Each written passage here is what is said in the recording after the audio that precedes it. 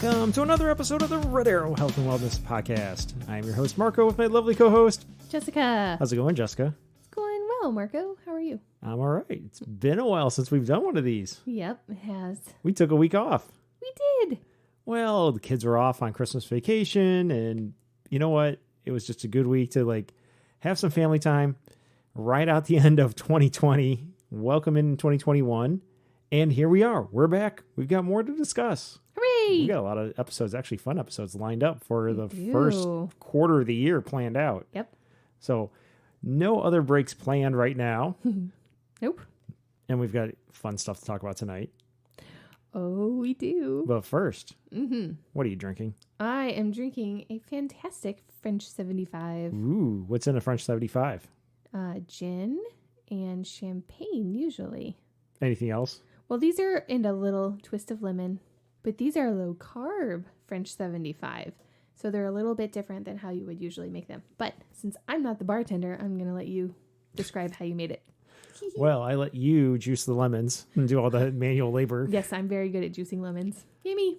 But it was each of these have a half ounce of freshly squeezed lemon juice. Thank you, Jessica. You're welcome. We have a half ounce of our sugar-free simple syrup that we've talked about a lot on other episodes. 1 ounce of gin. And then we mix that up. If you want to be really technical about it, we should have put it in a cocktail shaker and shaken it up with ice. But we just put it in the glass and stirred it with a chopstick because that was what we're fancy. That was nearby. And then we topped it off with champagne, brut champagne. Yeah. And there we go. Oh, and of course I did do a little a garnish of lemon peel. It's very lovely. Yes. Cheers. Cheers. Oh, clearly we didn't break out the fine crystal for this one. We did not. We could have. Could have. It's up there. It is. These are so yummy. They are. Oh, and we recently had the crystal out for New Year's Eve. The kids were like banging away on them. We're like, no. This is not the stuff from Pier 1 or whatever or IKEA. This is the real deal. It was really fun to watch our newly minted 4-year-old drinking her sparkling grape juice out of the crystal. She has teeny tiny hands and the glass was so big and she was like, here I go with both hands. Glug, glug, glug. Yes, because we like to live dangerously. We do. But also we're not using it anyway, so might as well use it. And if it gets broken, well, oh well. When was the last time we pulled out the crystal? Florida. Probably. Oh, no, we broke it out in Virginia. I don't know about that. Maybe not since Kid 2 was born. Maybe not. I don't know. It's been a very long time. They liked it, though. I know. But in Florida, when we were grad students, there were times we're like, whoa, I need something to drink. Have a beer out of. Let me put it in the crystal that we got for our wedding. I mean, it needs to get used, right? Yeah. It's fine. And it's not like it's hidden away. It's in the kitchen. It's in the cabinet above the fridge. Yeah, but it's a tall cabinet. You have to get on a step. We have other things in tall cabinets we use all the time. We have little kids. That's just life with little kids is the crystal does not come out. I know, but it was impressive because nobody knocked their glass over. None of the glasses got broken. Everybody was fairly gentle with them after we corrected them one time. After we put the fear of God in them. We were like, don't break it. We can't get any more of it. It's been discontinued. We got it for our wedding. Not an anniversary, our actual wedding. They're like, oh my God, this stuff's old. Yeah. Mom and Dad are ancient. We're from the 19s. Oh my God, the 19s. The 19s. Which apparently there is no discrimination between 1908 and 1980 whatever. It's the Y2K conversion. Hey, the Y2K conversion can now legally drink. So long ago. That's awful. I read this funny meme the other day, and it said it was about this person who went to the grocery store and was buying some alcohol, and the cashier said, "I need to check your ID." And the person held up their ID, and he said he took one little fleeting look and said, "Oh, you're good. I see the one there at the very beginning of the number." Oh, yeah. That was mean. Speaking of the cashiers at the grocery store who have no clue what they're looking at, in terms of age and trying to judge, and they're supposed to card up to 40 years old, which I'm like, okay, quit carding me now. But what I've noticed over the years is if I'm by myself, I'll probably get carded at the grocery store we go to the most. They're pretty stringent about carding all the time. Yeah. By myself, I get carded. Maybe with kid one, I still get carded. If I take the whole horde of tiny Tomasis with me, they don't card me, and I think it's just because they feel bad for me. They feel bad for us. I also don't get carded when I have all 4 of them with me at the store. They're like, oh, yeah, you need this. You need this. It doesn't even matter how old you are. You just need this. Clearly. And it never fails. If it's my turn to bring the beer for hockey, so I'm like getting 2 very large party packs. Nice. That's when I'll run into a parent from one of my teams that I coach. That's awesome. Like, oh, what you doing there, coach? Like, oh, I'm just standing in line on a Sunday night with like 85 cases of beer. No, not that much. not 85 cases, but Enough it depends on the league too. to party. When it's the younger league, it's like, oh, I'm just standing here with 48 beers. It's a lot of beer. Yeah. Oh my. Well, it's 2021, so hopefully everyone's off to a great start to 2021. If you're doing dry January, that pretty much went out the window this week too. Probably on Wednesday. Probably. This was a hell of a week. It was, and that's all we're going to say about that. Yeah, this is not a political podcast. Nope. But we are humans. We are alive. We do live in the United States, and oh my. Oh my, oh my. Oh my. So, if your resolutions fell apart on January 6th, if your dry January fell apart on January 6th, not judging. Nope. Nope. Moving on, though. Yeah. Because we're not going to That's dwell. enough about that. You know what else happened over our, not only Christmas break, but our 1 week break from podcasting? What? We hit 10,000 downloads. Yay! That's awesome. So thank you to everybody. Thanks, guys. That was pretty cool. For a podcast that was originally like, we keep having these conversations. We keep looking for a way to like get it out there, share the information. And we finally just decided to do this versus some of the other options we've done in the past. Mm-hmm. We never really found our audience in the other venues, the other platforms we put out. So we didn't have high expectations for this to have 10,000 downloads. And I realized there are huge podcasts out there and wildly popular ones. We weren't shooting to be the next one of those. Mm-mm. I mean, having 100 downloads at this point would have made us happy. Yes, it would have. So to have 10,000, it's a really big deal. Yeah, to us, that's a huge deal. So thank you to everyone who's listening, who downloads. We really appreciate it, and we're going to keep putting these out, and hopefully you continue to enjoy them. Yay. What else we got going on? The last time we had an episode, we were talking about your COVID scare, but I did not have COVID. Well, yes, and we mentioned that because we had last episode we had posted right after Christmas. Oh. And so you got your good news on Christmas Eve. I did. That's right. Yes, no COVID for the Christmas. The nerdiest, Hooray! most 2020 Christmas present ever were your test results. That was, yeah, it's a special time. Woo! Isn't it almost time for your next monthly COVID test? Ooh, no, that'll be towards the end of January, I think. This past one was like December 18th was when we did it. So. Well, you get the vaccine this week. That'd be cool. I do. I get dose number 1 of the vaccine. I'm pretty excited about it. Is it weird or nerdy that I'm jealous? No, you should be jealous. I am jealous. I am further back in the line. I'm sorry. I am not as critical or important. According to the state that I work in, I am an essential worker because we are classified as healthcare workers. Mental health care? Yeah, that's exactly what it is. So we get to have vaccines, and it's awesome. Well, good for you. That sounded but yes, good for me. That's right. How about I serve an essential support role to you? You do. So I should essentially go with and get one too. Sorry, Tomasi. I'll cross the border. Across the border. Smuggle you in. Should I smuggle across the other border and go to Canada and try to get one? Maybe. It might be faster than waiting in Michigan.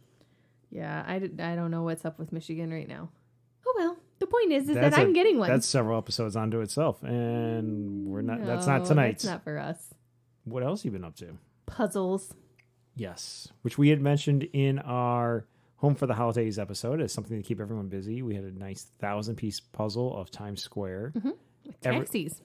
Everybody worked on. We cranked that out. Oh, yes. Everybody did work on it, including kid number 4, who worked to take it apart. So some of the pieces, some of the sections of it we did multiple times.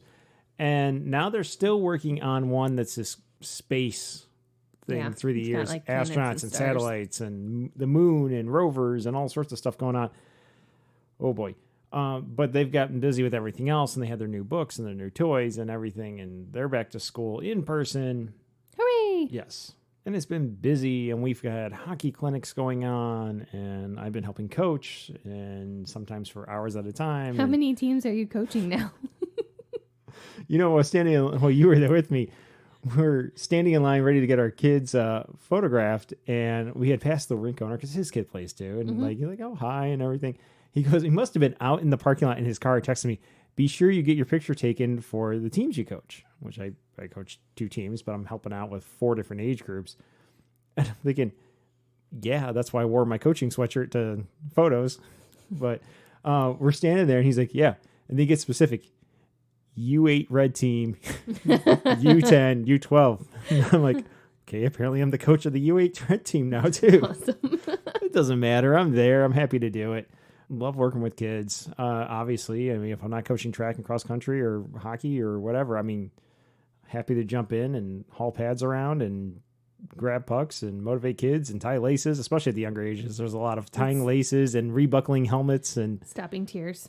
I mean, you know, Those little kids are really funny to watch. It's gotten better, though, since he took over the program. So, like, when Kid 1 started, and even Kid 2 started, they started without knowing how to skate. And so you went to learn to play, and the first several weeks of learn to play was learn to skate. And there's a lot of tears involved with learning to skate because it's a lot of muscles. It's hard. It is hard, and you have to work and new slippery. muscles or in different ways.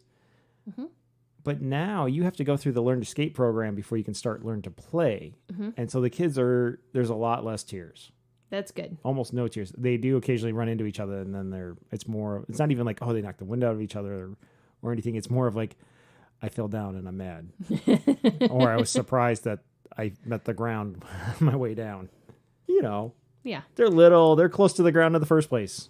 I'm not making light of the fact that I have concussions and injuries too. Oh, they're not hurting themselves like that. They're well padded. They're just mad that they fall over. But playing the adult leagues, and in fact, I just played tonight. Was that your stomach? That's a train. Oh, it's about that time. Yeah. Anyway, like we were out there as adults joking and like, you know, how we go and some of these little kids just fall down over and over again. And like, they keep getting back up. And it's like, well, yeah, first off, they're young. They bounce. 2, they're closer to the ground. They don't have as far to fall. That's true. 3, we're old and brittle. Also true. Yeah. Brittle bones are no joke, people. Anywho, though, lots of skating, which has helped with my workouts. Still getting treadmill in. You know, this past week, the week before, I was kicking off a lot of work with my new bike trainer. Yeah. So I didn't do a lot of treadmill. This week I did both treadmill, bike trainer, and then out on the ice helping coach. So lots of workout time in. Good for you. Yeah. Well, I'm happy, and I've got a nice downward trend on my weight. Yay. Been good about sticking with my diet. Mm-hmm. So I am also doing a really good job sticking with my diet. Ooh. I've gone back to low carb, and it's been amazing. And I've lost 4 pounds this week. And I'm pretty jazzed about that. It's accurate to say you went back to low carb. It's just you stopped cheating on low carb because we've been having plenty of low carb meals. And then you go and like tonight we had hamburgers, and for several weeks or months, you would also have a bunless hamburger like me, and then you go over and eat one of the kids' buns. No, not the whole bun, just like parts. Just like whatever's like left from them. You can dip it in the siracha mayo that I your like. Favorite. Leave me alone. Anyways, I've gotten more strict. I like sriracha mayo too. Gotten more strict about it. I'm being very conscientious about what I'm eating, and it's starting to pay off. I lost 4 pounds this week. I'm pretty jazzed about that. And I'm pretty surprised by it because I had originally signed up to do this exercise thing with my girlfriends, and we were all supposed to do it. And I got on the treadmill once, and I wanted to murder you the entire time I was doing it. And I wasn't even looking you. Nope, it doesn't matter. I got on my bike trainer to keep you company, yet was set perpendicular, so I wasn't looking at you. It doesn't matter. And I had my headphones on. You were down there. It's your fault. And I wanted to murder you the whole time. And I have decided that for my own mental health and well-being at this point in my life with my crazy busy work schedule and my 4 kids that I'm wrangling as soon as I get off of work and get home, this is not the best time for me to try and figure out when exactly to exercise. So I've decided to just focus on the diet because I can control that all day long. I can do that. And at some point we got to get it in there though, because we also got notices in the last week of one of your triathlons that rolled over is happening at this point in time. the Kai Tri that we had an absolute blast at in 2019 and signed up for in 2020 that was postponed or pushed and our registration rolled over, they just posted a whole bunch of stuff this week. Oh. So it's back on, which is great because our hotel reservation is good to go for it. My PTO is approved for that day, so yay. They tried to cancel it. They thought you were insane. They did. They offered to cancel it for me. They're like, oh, ooh. Those essential mental health care workers looking out for you. Mm-hmm. Yep. Oh, Jessica, you have 4 kids. You must be nuts really trying to like go do a triathlon. My colleague texted me and she goes, I approved your PTO for those 2 days. And I said, yay, that's great. Now I get to do my triathlon. And she goes, what do you mean triathlon? Do you want me to unapprove it? I can do that for you if you want. That way you don't have to do it. And I was like, no, it's fun. And she goes, no, that is not the definition of Did you explain that the swimming part's replaced with a 3-mile kayak? I did explain that to her. I said, it's a 3-mile kayak, row across a really pretty lake. And she goes, that does not sound like fun at all. That lake is Lake Michigan. That is not Lake Michigan. It is Lake Michigan. Little Bay de Noc is a bay in Lake Michigan. That water is Lake Michigan. Anyways. It's a sheltered part of Lake Michigan, but it's Lake Michigan. It's very lovely. And I tried to get her hooked in enough to do it, and she said no. So that's okay. It's not for everyone. It's a very pretty bike ride. It is beautiful, and then though. Beautiful run along the water. Well, you walk, I run. Along the water, paved path, relatively flat, guardrail protecting you from the road. And when you cross the finish line, there's adult beverages. That's true. But back to me. Okay. I understand that I need to exercise and train for the triathlons that I'm doing this coming summer, but I am exhausted and things You've been falling asleep at like 9:30 on the couch right now.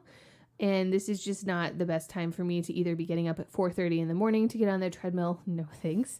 Or me to be staying up until like 9 o'clock at night on the treadmill. Again, no thanks. So I'll have to figure it out later. With the way the schedule's been going this week, the kids have been going to bed at like 8:39, which is what's pushing us so late. Yeah. If we get the kids back to their normal bedtimes, we might. Okay. I am getting my butt kicked at work, though. Like, literally kicked. That's and that true is this adding past to week. my exhaustion, people. I have scratches all over my face. It is what it is. I can't remember. There was a few days in the past 2 weeks where I've gotten texts like, today's show. Like, go look at kid one, like, go get a red bottle of red wine out of the basement off the wine rack. We'll put it in the fridge for mom. You know. Or white wine or whatever. You like your chilled wines. I do. I like my wine to be nice and cold. I don't like room temperature wine. That's disgusting. Kid one's getting good at picking, understanding, reading labels when I tell her, like, because if I send kid 2 or kid 3, who knows what I'm getting? You'll get like a bottle of coconut rum or something. Mm-hmm. I've gotten a bottle of olive oil from them before too. So it's like, guys, this is not even wine. This wasn't even on the wine rack. This is on a shelf over by it. They came up with peanut oil from like over by the fryer one night. It's hilarious. Like, first off, this thing's way heavier than a bottle of wine, so you making more work for yourself. Second, I like gave you the specific name I wanted, and I described the bottle. When it's time to send them down to go get a bottle of wine for us, they suddenly become illiterate. Same when they need to get spices off the spice rack or something in the kitchen. Or they go temporarily blind altogether. altogether. Can you go get me the oregano? It's the one with the black top, and it's got a white label. And it says oregano on it. Nope. Come back with the smoked paprika. I'm like, seriously? You guys are almost done with the Harry Potter series, but you can't read the things on the spice rack. Speaking of Harry Potter series, did you hear kid number 3 spoil Harry Potter number 7 for kid number 1? I didn't hear him do it. I heard about it. And then I also heard the whole story on it because he came running in. Kid 1 was all upset that kid number 3 had given spoilers on book 7. Mm-hmm. And then, so he comes in, he gets accused, and he's like, no, she asked me. She wanted it. So then we had to go through it, and then he asked, hey, do you want me to tell you who dies next? And she goes, I don't care. Well, okay, that ambiguous answer left the door open. So then, of course, we had to go back on her and like, look, you set him up. Clearly, kid number 3 wants to discuss these books. So I pointed out to him, hey, Mommy and Daddy have both read all of the Harry Potter books. And we would be more than happy to sit and discuss them with you. But you can't keep spoiling everything for your siblings. It's not fair to them. We didn't even get into that. Like, it took a while for Daddy to get to the point to read the books or we even watch the movies, having one of my first consulting projects, everything hinged around the release of Harry Potter because I was doing it at the concession stands and a movie theater. We were increasing upselling and customer service behaviors, and all treatment packages that went in to intervene upon the key behaviors had to be staggered and positioned around when Harry Potter came out, and it drove me insane. And so, I don't know, several years went by before I could finally bring myself to see one of the movies and go, oh, this isn't so bad. And you were reading the book, so I'm like, all right, pick it up and start reading it. And then I got hooked into them and read them all, and that was during grad school. Yeah, it was in Florida. I mean, the movies came out in that first project was when I was an undergrad, but I was well into grad school before I could bring myself to look at anything Harry Potter because it was just scarred me.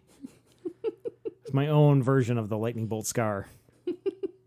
Shifting gears away from Harry Potter now. You Please. mentioned hockey. What's going on with the adult leagues? Nothing. We've been frozen in place due to health department orders since before Thanksgiving. So no league hockey, no organized hockey. That's a bummer. A few individuals have been, through who they know or how far they're willing to travel, have found ice time. We haven't had super cold weather, so some adults are even building rinks in their backyards, but haven't really gotten to freeze up yet. I was speaking with some of the guys in the league, and they're like, "Well, we live on a lake." I'm like, "Yeah, how's that working out for you?" Well, we saw some guys out ice fishing on the far end, but did they fall in? No, but the one guy was saying, I walked out on the ice, and as soon as I stepped on it, it started cracking. No thanks. Nope. That's a big nope for me. Nope. I've been fortunate enough to be on the ice in some places. I've gotten to play pickup games here and there, but hopefully on January 15th, the current set of orders will expire and we won't have any new ones put in place this week preventing us so that we can get back to organized league hockey. Those who have been nice enough to invite me to come play pickup games with them here and there and wherever have said, this is a pain in the butt organizing just a pickup game. We don't know how you keep a league organized, but we're more than happy to go back to normal nights where you're running the show. I'm like, I'd be happy for that too, because I miss, honestly, I miss the refs. You miss the refs? I know all the refs. They're nice guys. A lot of them play in the leagues with us. Oh. I miss the normal leagues. I really miss the camaraderie hanging out around the rink. I know we won't be able to do that when we return. Yeah. But freezing our butt off in the parking lot, having a few beverages from socially distanced in our tailgating chairs and stuff, it's what we do. We enjoy it. Heckling each other when somebody comes out from a game. Hockey heckling is really fun. The parking lot piece of it is actually a little bit better because we don't have locker room access, and we definitely don't have shower access. We have, even in the fall when we got to use locker rooms, each team got 2 locker rooms so we could spread out more. But the showers were closed off. Big caution tape across them, all closed off. Mm-hmm. So there's the hockey smell. Yeah, so the fact disgusting. that we are doing our post-game outside gathering outside, yes, helps with the airing things out. That's nice.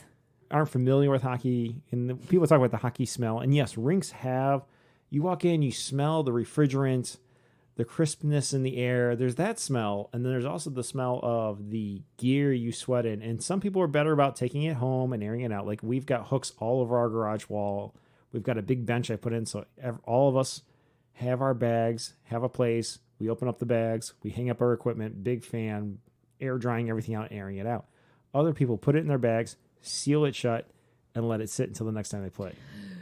When high school teams come into a rink, my God. So gross. Because those high schoolers, everyone knows how much a high schooler sweats.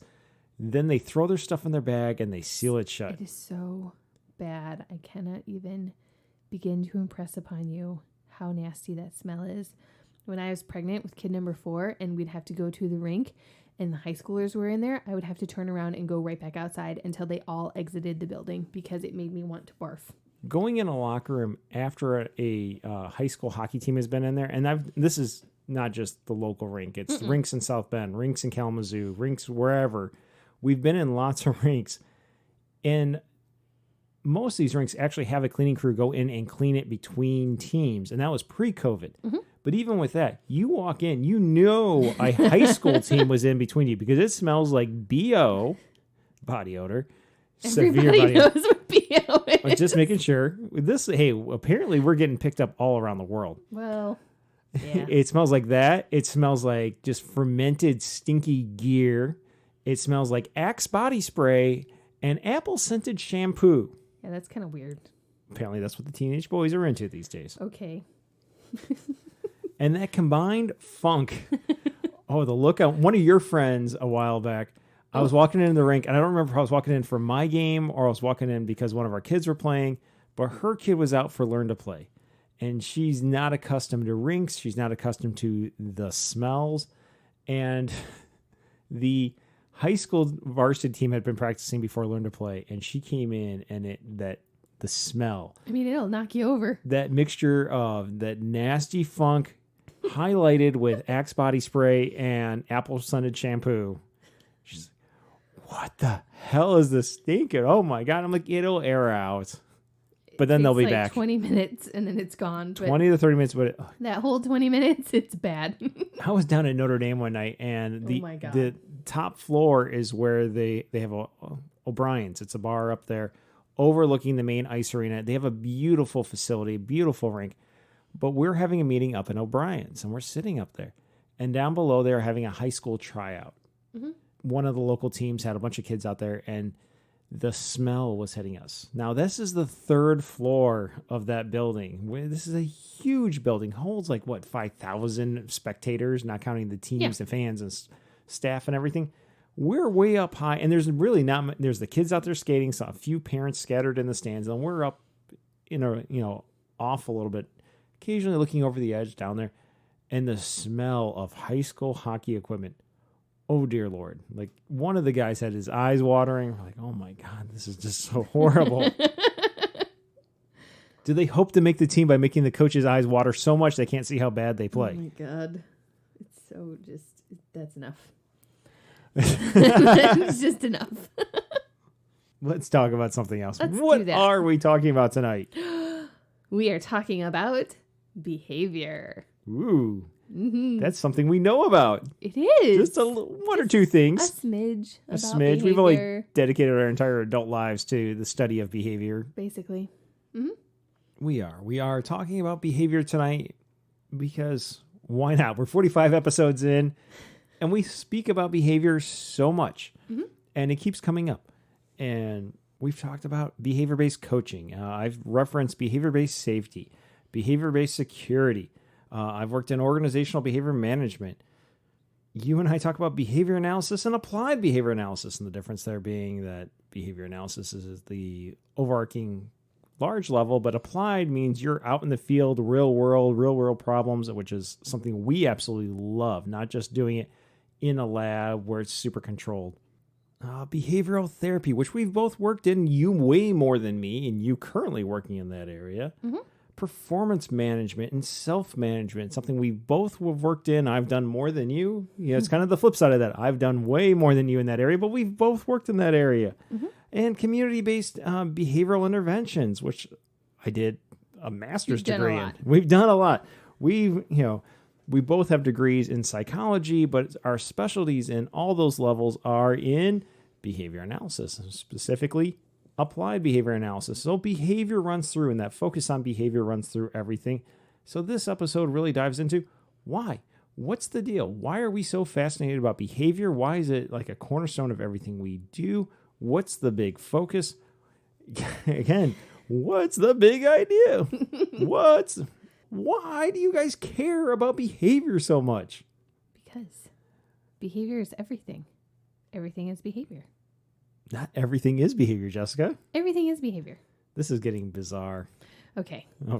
Some might say, I remember way back from my high school history classes, doing Machiavelli, the ends justify the means, and behavior would be the means. So why do we focus so much on behavior when there's others who care? We don't care how you get there and what you do. It's the results. Why do we focus on behavior? Why do we care about behavior? What's the big deal about behavior? Why are we always talking about behavior? Why have I said behavior about 100 times in the last 30 seconds? Behavior. Behavior is directly observable. It's what now? It's directly, how's that French 75 going? It's going really well. It's directly observable. You can see it happen. I can see you drink all of your French 75 now. I'm listening to you and thinking you are so presidential right now. Between George W. Bush and Trump, you're ready to go because you're not pronouncing anything correctly tonight. I'm sorry. We said we weren't going to go political with stuff. Wow, you're red right now. Yes, we like behavior. When we went off to college, I went off as an engineering major and you went off as biology because you were pre-med is really what you were going for. But at the school you were at, you couldn't actually declare pre-med until about junior year. Sure. Something like that. I mean, you still had to pick a major. And we both ended up in psychology and specifically behavioral psychology. And it really lent itself well to the way we saw the world. Because when I first switched to psychology, I was at Michigan Tech. And up there, the psychology professors were cognitive and social psychologists. So the fact that I ended up as a behavioral psychologist was just kind of coincidence. It worked out well, but it also played in well with my engineering background.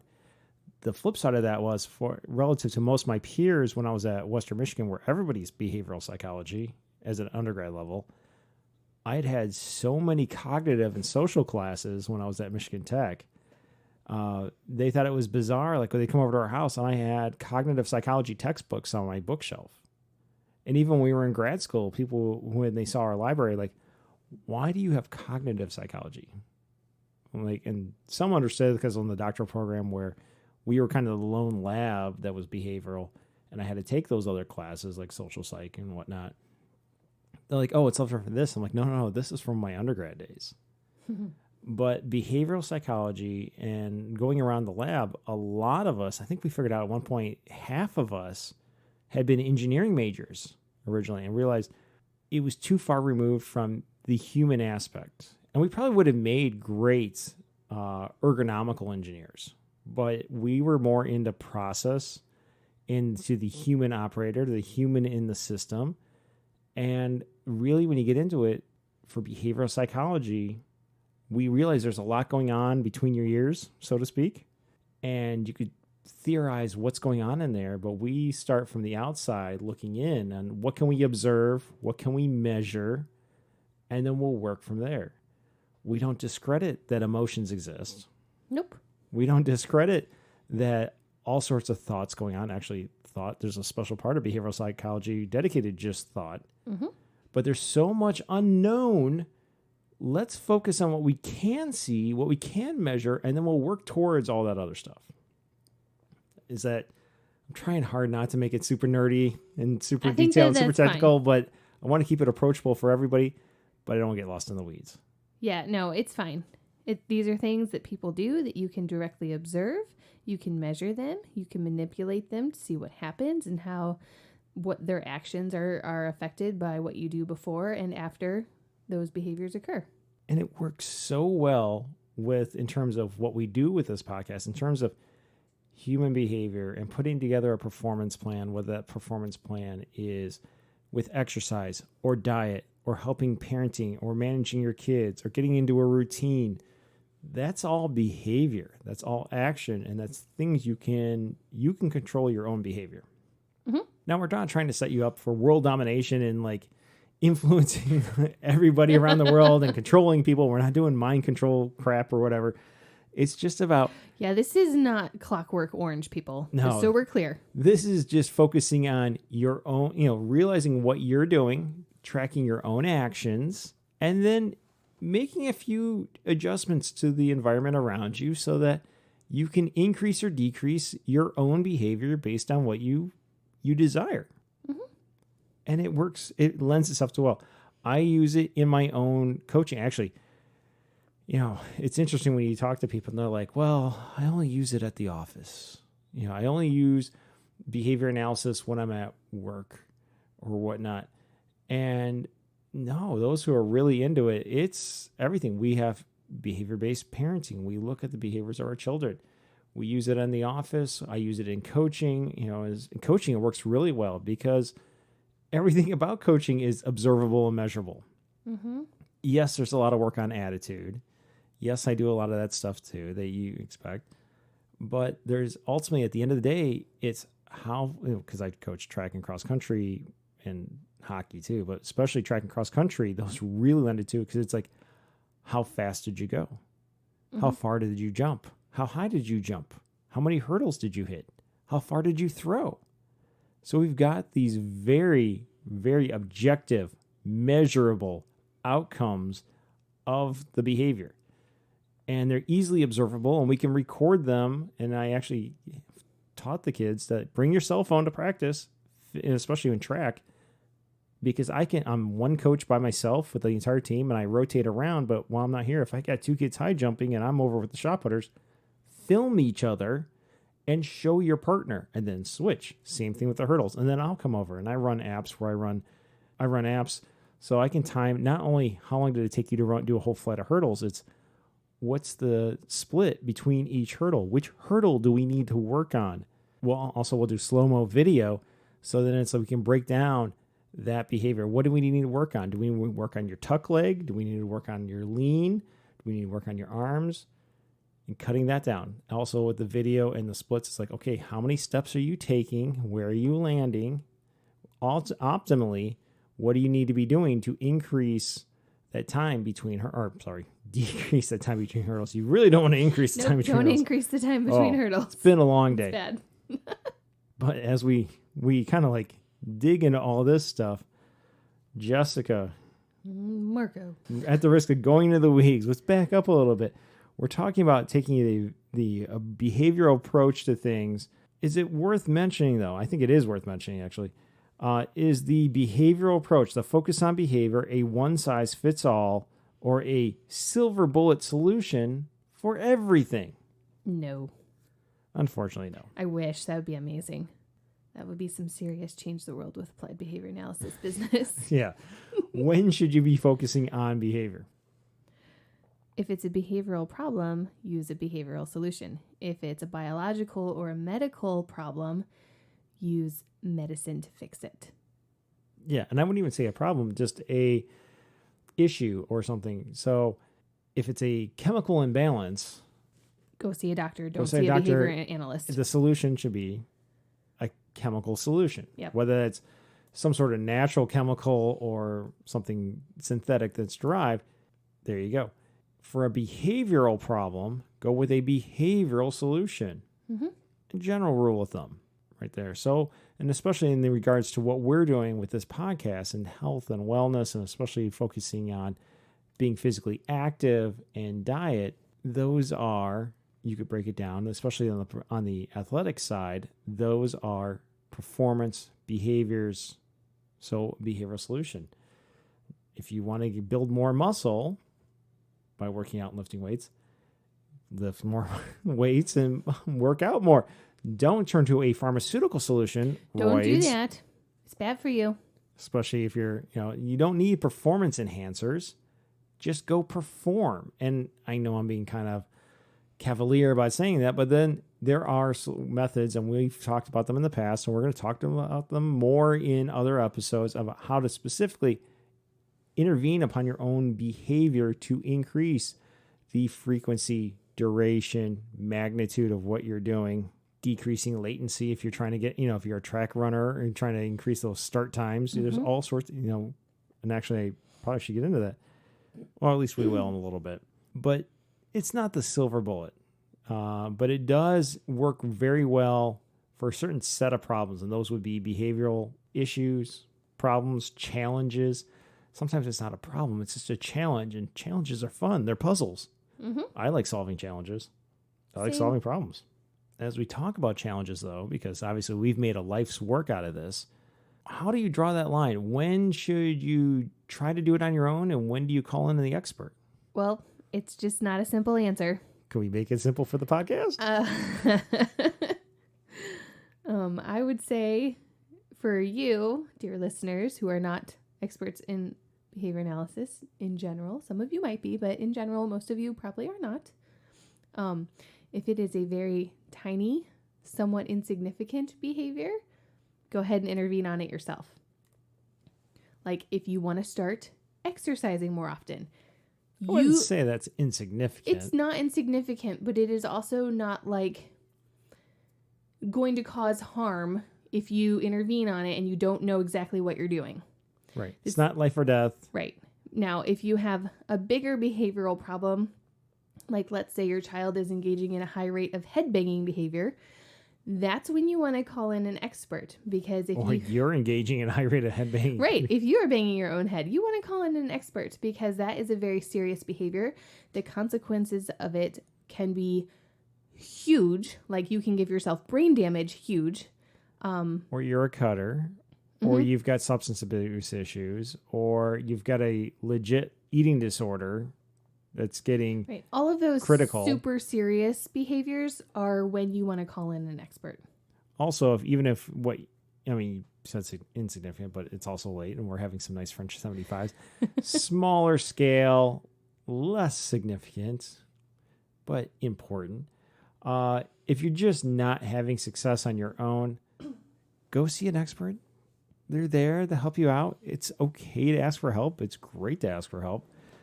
And I'm not just saying that because that's people in our field who our colleagues would appreciate the work. But I mean, we ask each other for help all the time. That's why they're there for. Mm-hmm. Yep. They're here to help you solve your problems. Your behavioral problems. So. How'd you get into behavior? How did I get into behavior? Mm-hmm. Well, back in the day, I was born and started. If you want to be super nerdy, the definition we learned back in school was that behavior is any muscular, glandular, or electrical activity.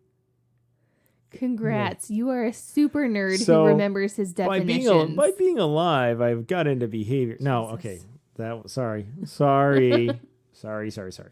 I stumbled into it by accident, and I think I've mentioned it in a couple other episodes, but so I went off to school as an engineering major, and actually backing up to high school where we had to do the vocational tests and everything, trying to figure out what you should go study. Most kids were getting like a half page or a quarter page of just job names, and then you went and you looked them up. I got 5 pages, and it wasn't 5 pages of descriptions. It was 5 pages of just job titles, and this was coming off of a computer printer that had the little holes on the side. That's funny. Yeah. And it's just spilling out. It's like, and I had everything from nuclear engineer to priest and guidance counselor. And it's like, priest. Yeah. It's like, what the hell? Everything that's technical and let me go sit in a room by myself and look at data to let me work with people and give them advice and guide them was on mine. Like, what the hell? So, but I came from a family of engineers. My dad was an engineer. I have lots of uncles and cousins and whatnot as engineers. So I'm like, I'm going to be an engineer. What I really wanted to do was study oceanography at that point. That's funny. That's what my little job placement thingy told me I wanted to do. Or I wanted to be a marine engineer who designs ports and pretty much where the land and the water meet and you need something installed. I wanted to do it. I wanted to do underwater construction or manage underwater construction and designs near the shore. And I thought it'd be awesome. I thought it'd be awesome to build underwater hotels and all sorts of stuff. Yeah, there wasn't, I was looking at the schools for it. There weren't that many around. And I was looking at oceanography, and it's like, I'll be living on grant money my entire life. Woohoo. Woohoo. So the next closest thing was civil engineering. So I went into civil engineering, and that was kind of cool. I liked my summer job and whatnot, working for the road commission and doing land surveying and being a field engineer and construction inspection. I was like, all right, but I liked managing the projects. I liked managing the safety aspects of it. But I looked at my boss who just sat in an office all day and got screamed at by the public. And he didn't even do the design work. That was farmed out to the engineering techs. Mm-hmm. Once a month, he'd come out and see how he'd drive through a project. But I was, at that point, doing the part of the job I thought I would love if I had his job. And I'm like, God, that's miserable. In fact, he hated it so much, he went back to school, became a nurse. I just found out he's getting ready to retire from his second career as a nurse. Awesome. Yeah. Good for him. Good for him. Anyway, I was off. I was kind of at a crisis and a crossroads. I'm like, this is like taking engineering materials, whatever, studying rocks. Another engineering materials class, studying dirt and soils. And or watching concrete dry. And it was like, this is miserable. Mm-hmm. I really like managing things, but I like data. And so I was trying to figure out to me, do I want to be a land surveyor? I took a psychology course. I loved it. I kept taking on more and more psychology courses. And I took all the courses they had up at Michigan Tech. And at that point, they didn't have a major. And I'm like, well, crap, I'm going to have to graduate. So I transferred down to Western Michigan, which is all behavioral. It's like a whole buttload of classes down there, more than I needed. And it was just, it clicked. It fit.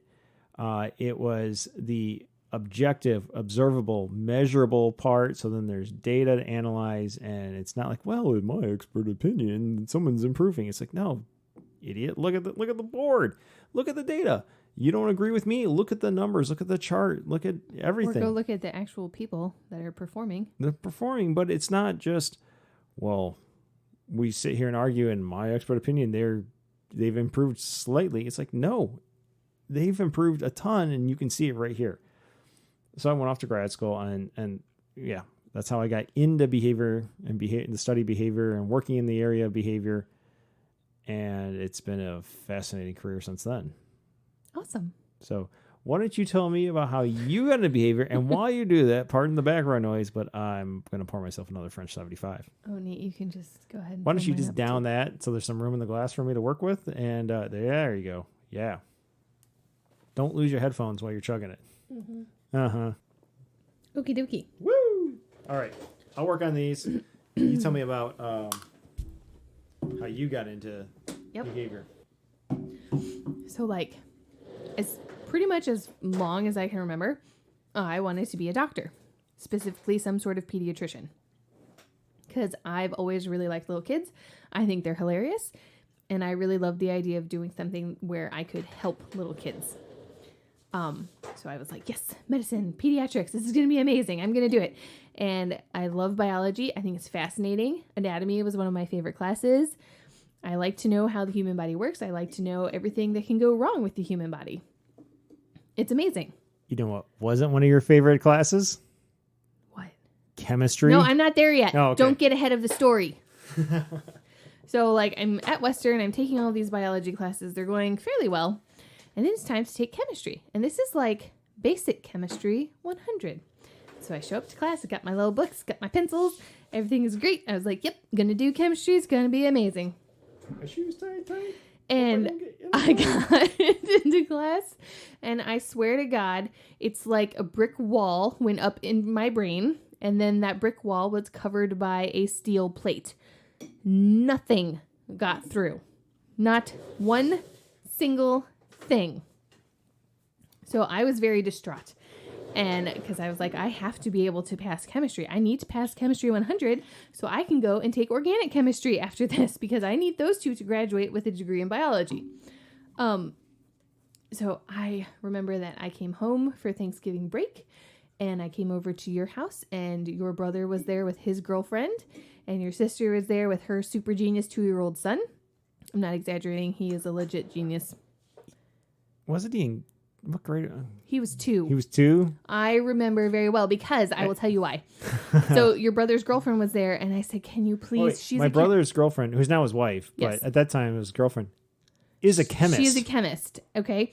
And so I was like, please, I need you to teach me how to balance equations. I don't understand how to do it. And she was like, oh, yeah, sure. No problem. I can teach you to balance equations. These are super fun. And so we sat there for hours. Me, Marco, his brother's girlfriend, and the 2-year-old super genius, doing equation after equation, and me going, no, I don't get it. No. And finally, his girlfriend said, okay, last one for the night. You can do this. This one's really easy. Ready? Here we go. Here it is. And she wrote it down on the paper, and she gave it to me, and she read it to me, and she goes, okay, solve it. And I sat there and I stared at it for a few minutes, and I was just like, nope, I have no idea what this is. I don't know how to do it. And the 2-year-old turned and looked at me, and he put his chubby little hand on my leg, and he said, oh, but Jessica. It wasn't chubby, it was pudgy. Whatever. He said, oh, but Jessica, the answer is blah, blah, blah. Aunt Jessica. Oh, no. No. You weren't Aunt Jessica the one. You were just Jessica. We were not married yet. That's right. The answer is blah, blah, blah. And I looked at this adorable little 2-year-old redhead. And then I looked up at the other adults in the room, and the boys were hiding their faces because they were trying really hard to not show that they were laughing. And your brother's girlfriend had her head down in her arms, hiding. First off, at that point, my brother and I were both engineering students. And I poked her and I said, is he right? Is the 2-year-old right? Did he just solve this? And she just very, very like quietly nodded yes. And then that was the end of chemistry. I slammed the book shut and I said, that's enough. We're done. I don't ever want to do this with you people again. And but it wasn't the only time, because there's other times that my nephew was helping you with your stoichiometry homework. No, that's the one I remember. What are you talking about? There was other ones. Oh, I've blocked them. It was a very traumatic experience having a 2-year-old solve your college chemistry homework. It's embarrassing.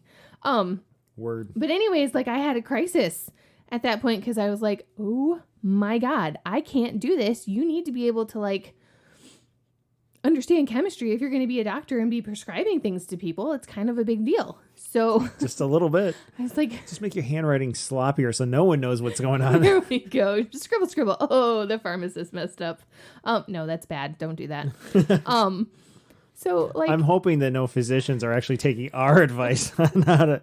Oh, I sucked at chemistry. Hey, these people are brilliant. What's what they're saying? No. Well, you know what? I had a doctor actually tell me, oh, you don't really have to know that much chemistry. And I was like, I'm pretty sure you're a liar right now. To be fair, when I was doing drafting work in high school, I was working at a major global manufacturer in an engineering department doing drafting. And in walks this one engineer who was farming stuff out, and he's farming out some calculus work to me.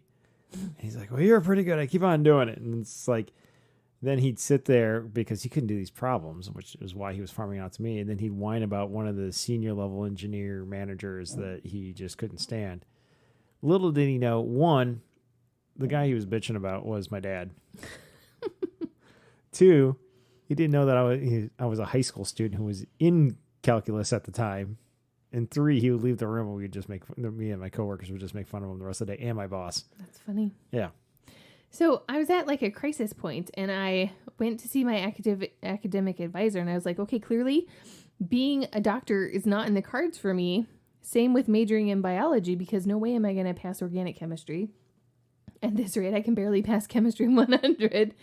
And so the advisor sat down and looked at everything that I had been taking this whole time. And he said, well, you have quite a bit of psychology, you have a lot of English, and you have a lot of Spanish. And I said, okay, so those are my options. And he said, yeah. And Spanish probably wouldn't have been bad for you because, I mean, you tested into 400 level Spanish right off the bat coming out of high school. You had spent time in Spain. Mm-hmm. You had an outstanding high school Spanish teacher who set you up for success. Yep, she did. She was fantastic. You were very helpful to me when I was managing construction projects, and I had there's one subcontractor in particular who came in with a team, and they would all claim not to speak English, and I knew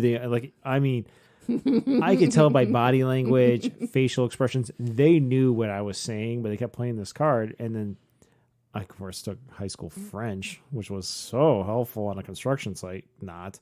So you would come visit me. Here comes my blonde little girlfriend visiting me for lunch. I'm like, Jessica, what are they saying? Oh, they're bitching about you. Like, oh. They think you're like so stupid because you don't speak Spanish, and they've been making fun of you for 2 weeks. Yeah, they stopped after I showed up. Yeah. Well, that also helped was that one of the laborers who was just a complete pain in my butt, one of the days the foreman was sick, and so he was the acting foreman, and suddenly he had to interact with me all day, and suddenly, he speaks English. Amazing. No, so I decided like becoming a translator probably just didn't sound like fun. So I dropped Spanish, and being an English major, I was like, what kind of job can I get as an English major? No. English tutor? Yeah, that's not for college students. That's probably not the best option. So unless you want to write the great American novel. Yeah, no. So I went with psychology because I had been taking these classes all along. I thought they were fascinating, especially clinical psych. And so I jumped into it. And at first, when I first got into it, I was like, yeah, I'll get my PhD. I'm going to be a clinical psychologist and I'll work with kids. Like it's always been kids. But at Western, everything is taught from a behavioral aspect, even the clinical classes. It's from a behavioral standpoint. And at one point, you have to take research methods And you also have to take Rat Lab. And I thought both of those classes were extremely fascinating, especially Rat Lab. Clearly, because we've spoken about Rat Lab on a few episodes. I loved it. I was completely like fascinated by my little rat and all the things I could make him do just by reinforcing his little tiny rat behaviors with droplets of water. That was amazing. So I decided, okay, well, let me learn a little bit more about behavior analysis. And I did. And then it was time to take a practicum. And I looked at the list of approved practica. And I said, well, I don't really like any of these. But this one right here is going to pay me to show up. And I like that idea. Also, it's with kids. So I'm going to do that. And it was the autism practicum. And I did that. And the first 2 weeks of it literally kicked my ass. I was not prepared for it the way that I was taught to work with kids with autism. I don't know if this is still how they do it, but it's basically throw you to the wolves and you'll learn as you go, which I personally, that's not how I train people to work with kids, but whatever. After those first 2 weeks, though, things got a lot. You've had a fair amount of experiences from other sources, too, that have influenced the way you train people. Yeah. To be fair. But after those first 2 weeks, things got a lot better. And I fell completely in love with those little kiddos. And I was like, yep, this is it. This is what I'm doing. I'm going to sit in the booth and I'm going to work with kids with autism forever. And yeah, I would have been completely content doing that. Except for the whole no money thing. Like, money is kind of important because I like to eat food. So I mean, it's not the overarching thing, but as long as you get enough to be comfortable with. Okay, but that was not going to happen just sitting in the booth. No. So also at the same time, I got involved in, I wound up taking 3 practica at Western. You're only required to take 1, and I took 3. What a nerd. Taking more classes than you're required. Such a nerd. Who takes more classes than they're expected to take? You do. Yeah. And that's why we're a took couple. Every single class I could get into while I was at Western. And I TA'd. And I did a couple. For the non-nerdy people, what is a TA? A teaching assistant. There you go. And I got involved in as much research as I possibly could. I think I worked in one professor's lab for about 2 years straight. To be clear, you got in as a research assistant, not as a research subject. No, Weirdo. Nobody was testing on me, so that was good. I was assisting them test on other people, and that was also good. But yeah, so like I got into all of that, and finally, like one of my professors sat me down and was like, you need to go to grad school. And I was like, no, I'm going to sit in the booth. And they said, you need to go to grad school. You need to get at least a master's degree so that you can be the one in charge, running the show, teaching other people how to do this, and changing the behavior of all these little kids that you love working with, and that you're pretty good at doing that. So go to grad school. So that was a big decision. It took a while for me to come to terms with that, but I went and I had a blast and I got my master's degree, and now I work with little kids, and it's amazing. Yeah. And I love it. Yeah. And when you're done working with little kids at I work, come home and I work with my own little kids. Yay! Little kids forever. It's great. I'm not being sarcastic. It really is great. It is great. Until you get to nights like tonight though, where you're like, we're looking around the table. It's like, could you just eat your dinner? Could you please just eat the hamburgers? You don't have to do anything else. Just eat. Eat the food. I don't like dinner. Well, you scarfed it all down, and we're asking for more last week when we had them. Oh, I don't like the seasoning you used tonight. You mean Italian seasoning with oregano and basil and garlic? We put it on the pork chops last night, and tonight it's yucky. Tonight it's yucky because it's seasoning the hamburger. Oh, I like the other seasoning, like the spicy barbecue mix I make by hand. Usually you whine that it's too spicy. Now it's like, put that back on. Look, just because we're behavior analysts, just because we're psychologists, just because we study behavior, we're parents, and kids will be kids, and we have the same kind of problems everybody else has. Yep. Mm-hmm. Yeah. So there you go. That's how we got into the field. Hooray! Hooray! I think while we're talking about behavior, since that's what this whole episode's about, let's hit on the kind of the key points of behavior. What are the dynamics? How's that French 75 hitting you, Jazz? Really good. Yeah. I'm sorry. I'm watching you turn red and just get goofy across from me. I wish we had a camera on right now. No, that'd be bad. We don't. So Probably people who get listen to this are fired. like, what the hell is wrong with these two? French 75, apparently. French 75. French What's 75. wrong with us tonight? Oh, on the topic of cocktails, real quick, on a tangent. Mm-hmm. What did you use to toast in the new year? Even though, by the way, we are old and boring. Did you stay up to midnight to go, hooray, 2020 is gone, 2021 is here? No. No, I didn't either. Honest to God, I don't even remember New Year's Eve. That's 'cause I know that I fell asleep at some point. we went to bed at 10 o'clock. Did we have? No, we had French 75s on Christmas. We had French 75s on Christmas. I I went. didn't even take a single picture on New Year's Eve. I have nothing. I played some games with the kids. Yeah, we all did. We played categories, and then everybody was tired. Like, let's just go to bed. Kid one, I was willing to actually say, you can stay up and watch TV. We're going to bed. But she was melting down because she was exhausted. Yeah. I just looked at her at one point and like, because she was crying during categories over something stupid. Like somebody had chosen her word too. And like, this had gone on like all afternoon and evening.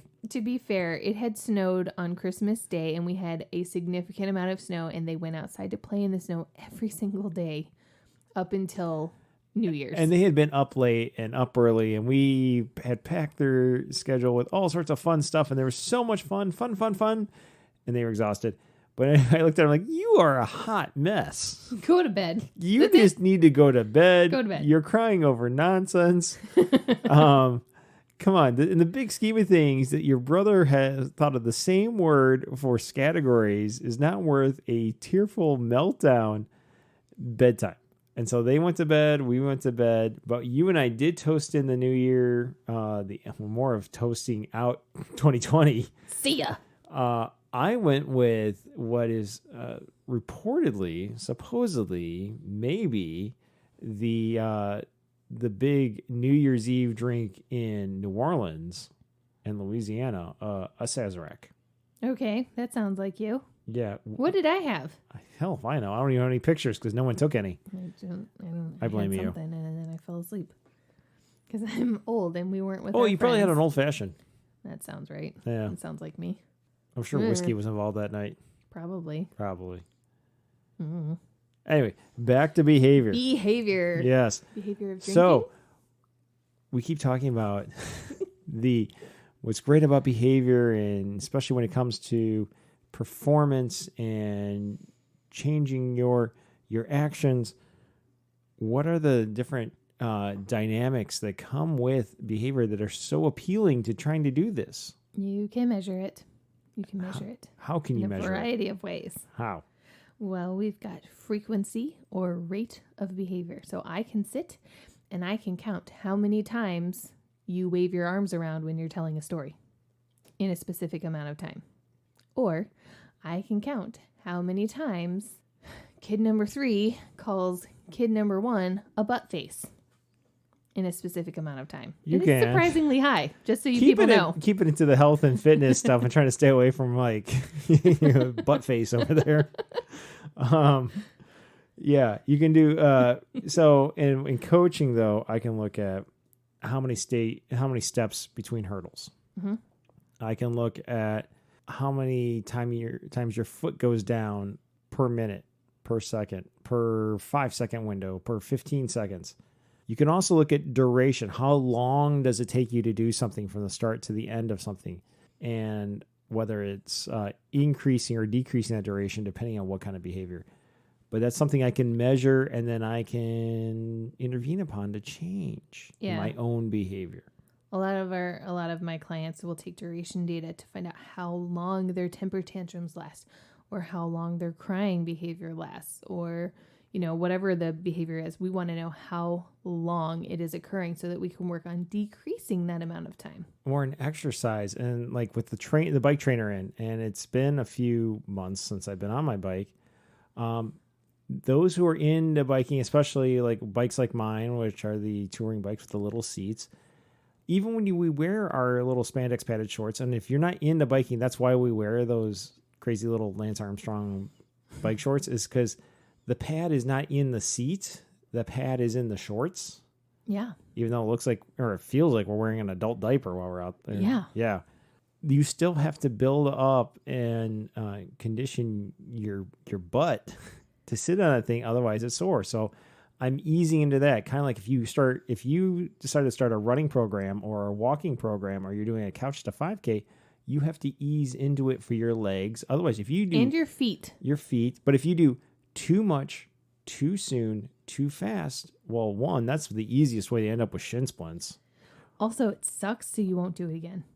Yeah, that too. You're more likely to quit if it hurts. Mm-hmm. And actually, this past week, it has felt like I have shin splints, even though I know I don't on one of my legs, because I've had shin splints before, and I don't have those going on. But I was coaching Learn to Play. And one of the kids swung around, holding on a stick, and that stick came flying and caught me right on the shin, and I was not wearing shin pads. Mm-hmm. I have this bruise on my shin. It is impressive. It's turning a nice green. It's 6 inches in diameter. Right on the bone. You won't let me poke it. No. And when actually I came home that night and I had pulled up I unzipped the ankle part of my pants and just pulled it up to the knee. And it was puffy. Yes, it was. It looked like a water balloon was underneath the skin. Mm-hmm. And that's gone down. Now it's nice shaded green. But 6 inches in diameter where the kid had whacked me. So it feels like when I'm on the treadmill, I've got shin splints. But anyway, duration. So if you set your treadmill at a certain speed, whatever that speed is, your duration would be from the time you started to the time you stopped, and trying to gradually increase that duration. Or in the case of my bike that I was speaking about, gradually increasing the duration, the time from the start of the bike ride to the end that I'm on there. Not trying to go, I'm going to get on this thing and I haven't been on here in months. I'm going to get on here and do 2 hours or 2.5 hours. Yet your butt will be... That sounds awful. Yeah, you won't be able to sit right for weeks and you won't get back on. But starting out, I started off with 20 minutes. And I've been gradually increasing it, and it's only been a few weeks, and I'm still only doing 30, depending on the day, 30 to 40 minutes of biking when I get on, and I don't get on every day. That can get back to frequency rate. How frequently do I get on the bike? Mm-hmm. Then looking at the duration, how long do I go for on the bike? And what else can we do with behavior? We can look at latency. Ooh, and latency is a fancy word, and it is the amount of time from when something starts to the actual beginning of a specific behavior. So a good coaching example, I think, would be from the time when the start gun goes off to when your runner actually starts moving. That's a perfect one. Yeah, that amount of time. I'm impressed by you because, one, this is not your area, because you've helped me coach a few times. This is my favorite example of latency because it's actually kind of complicated to explain, but that just sums it up so nicely. Every time I've brought you out to help me coach track or cross country, yeah, your primary role has been to, one, deal with the whiners. I don't like the whiners. Or it's like, it's hard. My shoe hurts. Then take it off. Stuff like that. Or it's just hurting the cats. You're fantastic at that. Or thanks. I feel hungry. Then eat something. You've got that sage advice like that for them, which is actually what I need, because it lets me focus on the more technical parts of the sports, that whether it's track or cross country. And I've been lucky that you haven't divorced me yet, because there's been how many different birthdays you had to come help me coach. Either I was coaching on your birthday, or not only was I coaching, but I needed help, and you had to come help me coach. I don't know if you guys know this, but track meets take 800 hours to Especially complete. The one that usually falls on your birthday. Yeah, that one specifically is a long one. Thank you, Gobles, Michigan. Gobles. That's where the frogs are. Yeah, there was that track meet, though. It came pouring down rain, and then the frogs appeared. Showed up. The there image, was a frog delay. The image of the kid picking frog guts out of his spikes at a track meet. Yeah, I know. Stop it. Anyway, so yeah, latency is the time between a stimulus that signals to go and then actually engaging the behavior. Yeah. And then you got magnitude, and that's how hard, how forceful, how big. So if you're in weightlifting, that's how many weights you're putting on there. Frequency or rate would be how many times you lift the bar, or how many times you lift the bar in a certain amount of time. Duration is how long can I hold it? Like if you're doing the iron cross where you take a dumbbell in each arm and put our arms out in a T and hold it, that would be duration. Mm-hmm. Latency would be from when your partner says go to when you start actually exercising. That one's not so applicable Full to to weightlifting, but still, you get and the magnitude idea. would be how much weight did I put on this? Yeah. So those, I mean, there's others, but these are the big ones, the key ones, and why, and things you can do when you're focusing on behavior that are really advantageous for exercise. And you can do similar things to diet, but these help. I mean, I think the key thing here is data. It generates data, and people are like, oh, data, but like it creates a dashboard. It keeps a way of keeping track. It keeps order to things, and it makes it easier because now it's like, well, I think or I feel. I know because I can see it right here, either on this graph or in this app with all these numbers. Behavior it's observable. It's measurable, which we've just talked about, the measures. It follows, honestly, when you want to intervene upon it, it follows particular laws, believe it or not. We're not going to go too heavy into that tonight. Mm-mm. And the best part is behavior is ultimately objective because it is observable. Yep. Because you can see it. Two people can look at it and know what they're looking at. Yeah, if you have a really good operational definition, ooh, nerdy you need time. to have but you do need to have a really good one so that a wide variety of people can come in and they can see the exact same thing and know, yes, what I am seeing is an example of whatever the behavior of interest is. I mean, if you look at sports, we have rule books and definitions, and in cases where things aren't totally objective, in football, is a catch a catch? Was that a catch or not? Well, they have the replay expert and they have the people in New York and they have the referees looking at it, and they might have two different guys disagree whether it was a catch. Mm-hmm. Well, there is a definition of a catch. And did that match it? It's observable. It should be objective. If you've written a good definition, NFL, Is it a good definition? The NFL's definition? Hell no, it's not. But do you know it? Off the top of my head, no. But you've read it before? Yeah. Okay. They need to improve their definition. But if you have a good definition, it's fine. Like, what is a false start in track? Mm-hmm. A good operational definition is objective and easily recognizable by two or more people that yes or no. Mm-hmm. You get specific with your definitions. Yes. Details are important. So, like, I have run. What is a walk? What is a run? Mm-hmm. With my job, I have to operationally define very specific behaviors, and my favorite one right now is this interesting tooth grabbing thing. And so I had to explain how the kid hooks his fingers on his teeth and then pulls, and it's really it is super specific. It's one of the longest definitions I've ever written, and the therapist all see it and they're like, Jessica, this is really why. And I said, yes, but if you picture this behavior in your mind the way that I have written it, can you see it? And they're like, oh yeah, I can definitely picture this. And I said, great, when you're with my kid and they do it, you'll be able to know, and then you can take data on it for me. Wonderful story, very applicable. But I have to ask, this client, whether he or she, are they a future dentist? Are they like the little elf in the Rudolph movie from what was that, the 60s? Well, they're definitely as cute as the elf. Aw. How about that? How about as tall as the elf? Yeah, same. Probably. Mm-hmm, yeah. Looking. I work with little kids. They're all short. Maybe a future hockey player, because the adult league is packed. At least the adult leagues I've played with, here and down in Indiana and everything, packed with dentists. Also, and orthopedic surgeons. I guess they're drumming up business. Really weird. No, it's not. Actually, the orthopedics and the dentists, I find that to be very weird that they'd be playing hockey. But whatever. My favorite day that I watched you play hockey was the day that guy got hit in the mouth right in front of me, and he spit and his tooth came flying out, and it was amazing. And there was blood everywhere. It was the greatest thing I've ever seen in person. That individual, respecting his privacy at the same time, is not a dentist or orthopedic surgeon. He actually works for a major IT company. Awesome. Yes. Well, it was one of the most fantastic things I've ever seen at the hockey rink.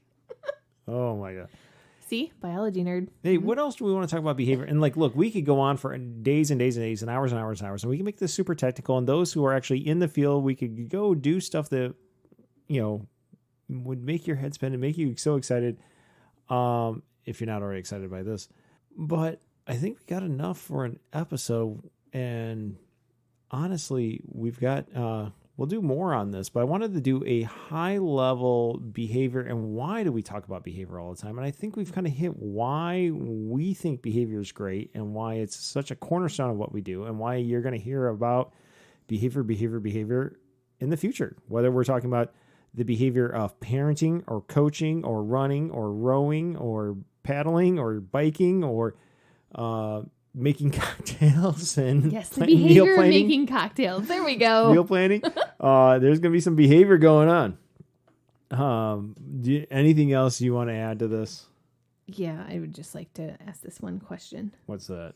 Does the behavioral point of view make us cold or heartless? This one came up a lot, even when I was teaching and when I was consulting and we're in the schools. Mm-hmm. Yeah. Yeah, you're just... Oh, you care about his behavior. You don't care about little robots. Emotions and feelings because you can't see them. Well, first off, those emotions and feelings are very real and they cause observable, measurable reactions out there, whether it be smiling or tears or frowning or temper tantrums.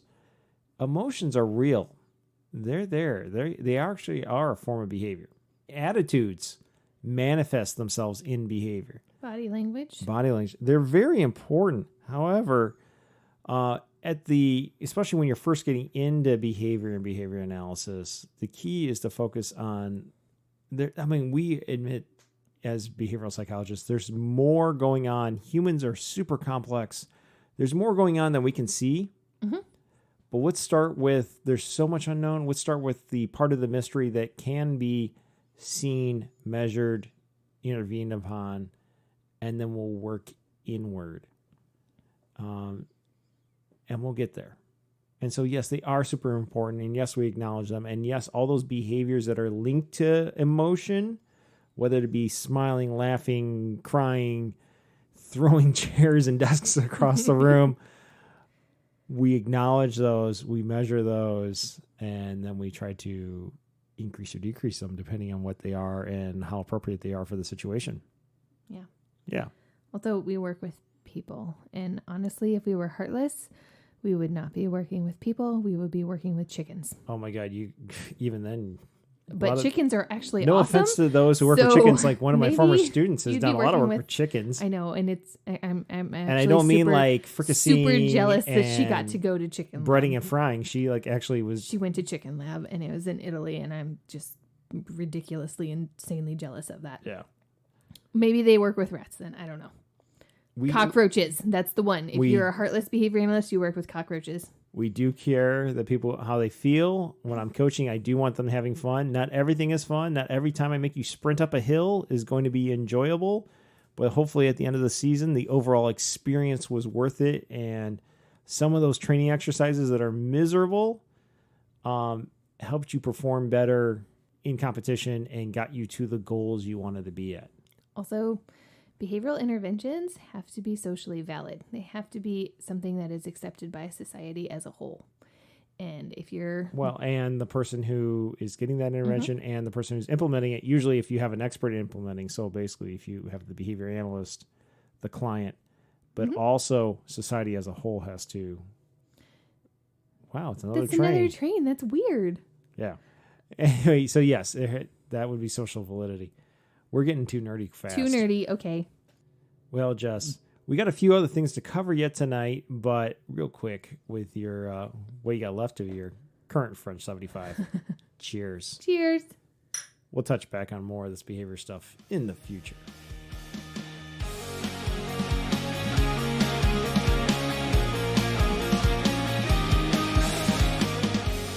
Before we go, we have a lot to get caught up on with our Red Arrow Challenge. Our Red Arrow Challenge is our multi-sport virtual challenge. Beyond the usual swim, bike, run of just a triathlon, we've got all sorts of exercises you can put in here. And this ties in well to behavior because it's observable, it's measurable, and we definitely are measuring it. And every week we give kudos to the champions in each age group for each category. And because we took a week off, it doesn't mean the competition ended. So we're going to do a double round of this. The first set of champions we have are from the week of Christmas, actually, the week of December 21st through 27th. We have a set of champions who need their kudos. Good job, guys, because working on a holiday week is really hard. Yeah. So way to get it done. Swimming. Hey, it's winter. Not a lot of swimming going on, but 20 to 29, Gator Boy, 40 to 49, Jesse's Girl, and 60 to 69, Kilogram Hill. Running. 9 and under, Yellow Ninja, 10 to 19, Lucky Dude, 20 to 29, Lexi, 30 to 39, The Logan, 40 to 49, Sarah, 9 to 6, 50 to 59, Johnny Be Good, no one older than that. And for our featured members, which are you and me. Walking. 9 and under, Easy E, 10 to 19, Soleil, 20 to 29, Smytha, 30 to 39, Wildcat, 40 to 49, Vino Mia, 50 to 59, Mary Mary, 60 to 69, Kilogram Hill, and for our featured members, me. Biking on road. 20 to 29, H. Caner 305, 30 to 39, Cyclopath, 40 to 49, Cyclone, 50 to 59, Nobody, 60 to 69, Kilogram Hill. Biking off road. 30 to 39, Dirt Devil, 40 to 49, Cyclone, and nobody else. Sit down paddling. 20 to 29, H. Caner 305, 30 to 39, Rando 7, 40 to 49, nobody, 50 to 59, A.R. Miller. Stand up paddling. 20 to 29, Gator Boy, 30 to 39, Me West, 40 to 49, Coffee Dude, 50 to 59, Mary Mary, 60 to 69, Sunny D. Cross country skiing. Starting to see an uptick in this now that it's winter. It's snowing in Texas right now. Oh my God. 20 to 29, Husky Mike, 30 to 39, Alberto, 40 to 49, El Tiburon 95, 50 to 59, Big Juan 64, 60 to 69, Pac Mac. That's fun. Skating. 30 to 39, SB Tom and SB Nikki tied, 40 to 49, Great Juan. Hockey. 9 and under, Yellow Ninja, 10 to 19, Soleil, 20 to 29, Lexi, 30 to 39, Moose Man, 40 to 49, Great Juan, 50 to 59, Herb, no one older than that, and our featured members, me. Shocking. I know. Points. The composite points, putting it all together, 9 and under, Yellow Ninja, 10 to 19, Soleil, 20 to 29, Lexi, 30 to 39, Wildcat, 40 to 49, Great Juan, 50 to 59, Mary Mary, 60 to 69, Kilogram Hill, nobody older than that. So if you're like in the 70s, 80s, or 90s or above, easy win. Just do something. And for our featured members, me. Good job. But wait, there's more. There was also last week, the final week of 2020. This is December 28th through January 3rd. We have a set of champions for that. Swimming. 20 to 29, Gator Boy, and 60 to 69, Kilogram Hill, and nobody in any of the other categories. Because it's cold. Word. Running. 9 and under, Yellow Ninja, 10 to 19, Lucky Dude, 20 to 29, H. Caner 305, 30 to 39, The Logan, 40 to 49, Jesse's Girl, 50 to 59, Johnny Be Good, 60 to 69, Pac Mac, and for our featured members, me. And what was really fun about this, even for the people who didn't end up being the champion, there was a significant uptick. Awesome. Not like hugely dramatic, but statistically it stood out, and you could see kind of the increase that comes from New Year's resolutions because we had January 1st, 2nd, and 3rd in there. Mm-hmm. So it'll be interesting to see what we have going forward. Walking. 9 and under, Easy E, 10 to 19, Soleil, 20 to 29, Husky Mike, 30 to 39, SB Nikki, 40 to 49, Coffee Dude, 50 to 59, Mary Mary, 60 to 69, Kilogram Hill, and for our featured members, me. Biking on road. 20 to 29, Gator Boy, 30 to 39, Cyclopath, 40 to 49, Coach T. Nobody in the 50 to 59 age group, but 60 to 69, Kilogram Hill. And for our featured members, I got on my bike trainer. That's because you're So a excited. bike trainer. I don't Yeah. know. Biking off road. 30 to 39, Dirt Devil, and 40 to 49, Cyclone. Sit down paddling. Nobody wanted to sit down and paddle this past Don't week. blame them. 30 to 39, Rando 7. Stand up paddling. 20 to 29, Gator Boy. 30 to 39, Me West. Nobody in the 40 to 49 category, but 50 to 59, Mary Mary, and 60 to 69, Sunny D. Cross country skiing. 20 to 29, Husky Mike. 30 to 39, Alberto. 40 to 49, El Tiburon 95. 50 to 59, Big Juan 64. 60 to 69, Pac Mac. Skating. 20 to 29, Lexi. 30 to 39, SB Tom and SB Nikki tied. 40 to 49, Coach T. 50 to 59, Big One. 64, nobody older than that. And out of us, me, because I was the only one that slapped on some skates. Hockey. 9 and under, Yellow Ninja. 10 to 19, Soleil. 20 to 29, Lexi. 30 to 39, Wildcat. 40 to 49, Coach T. 50 to 59, Herb. 60 to 69, Pac Mac. And out of our feature members, me. Points.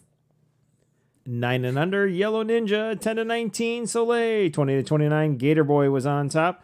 30 to 39, The Logan. 40 to 49, Coach T. 50 to 59, Big One. 64, 60 to 69, Pac Mac. Nobody older than that. But in our feature members, shocker, it was me. Congrats, Tomasi. You exercise way more than I do. Woohoo! Congrats, Tomasi. You exercised. I did once. There you go. And I was in the room for it. Yep. Apparently drawing the ire of you. Just pissed You at were me there. for existing. So I'm going to take it out on you. I'm sorry. Drink to that. I still love you. But yeah, you were in the room. And it was your idea. You were like, look, it's time. I'm going to exercise. You're going to exercise. It's going to be great. And I was Look, like, I was home before you. I decided to be nice. I laid out your exercise clothes. You didn't like what I laid out. I liked what I laid out for you. yeah, I'm sure you did. Mm-hmm. Anyway, I'll just ignore how much you hate that and enjoy my French 75. Oh, it's been fun. Loads of fun. I miss this. So let's not take any more breaks for a while. Okay. All right.